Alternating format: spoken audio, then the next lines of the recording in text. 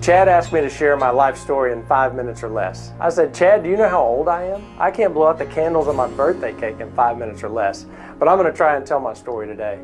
I've always believed in God as long as I can remember. In high school, I considered God kind of a bad Santa Claus, though. I thought he was watching me, waiting for me to mess up, just kind of keeping an eye on me, making sure I wasn't naughty or nice. So my relationship with God was just believe in him, be a pretty good guy, and I'll probably go to heaven. So my spiritual relationship, not that great. The rest of my life, though, I thought was pretty good in high school. I really had a lot of friends, I enjoyed sports, I made good grades, and I really looked like the guy that had it all together.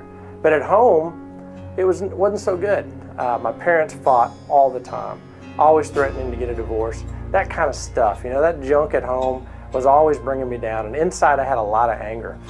So on the outside, I looked like that guy that's got it going on. On the inside though, I was just torn up and angry.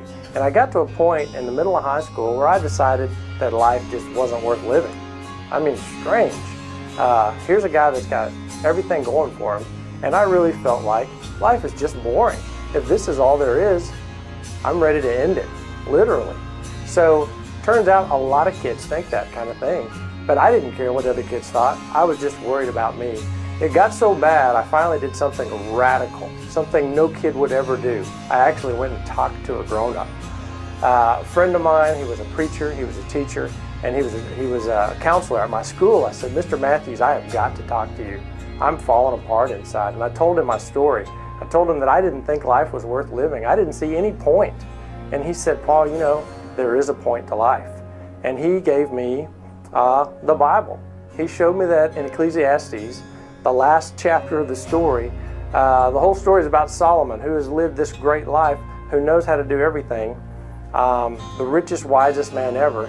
And what he found out was, yeah, life is meaningless if you live it for yourself. The last chapter of the book says, this is the meaning of the whole story.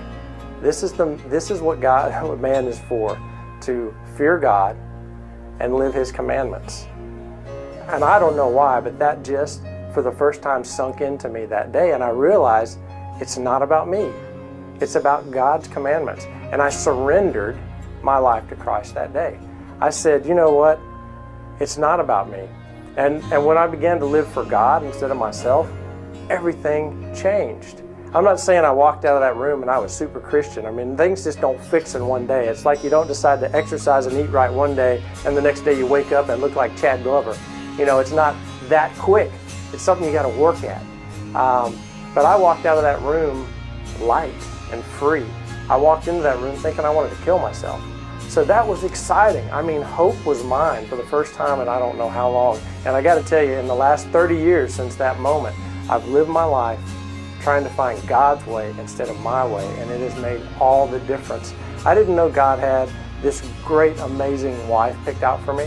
I didn't know he wanted me to have these children that were going to be great and do great things for him. I didn't know he had businesses lined up for me to work and be able to give people things and work with people. So this life that I couldn't realize because I was focused on me, I didn't have the vision that God had. So turning my life over to him made my life amazing. So my name is Paul Reiser, and that's my story.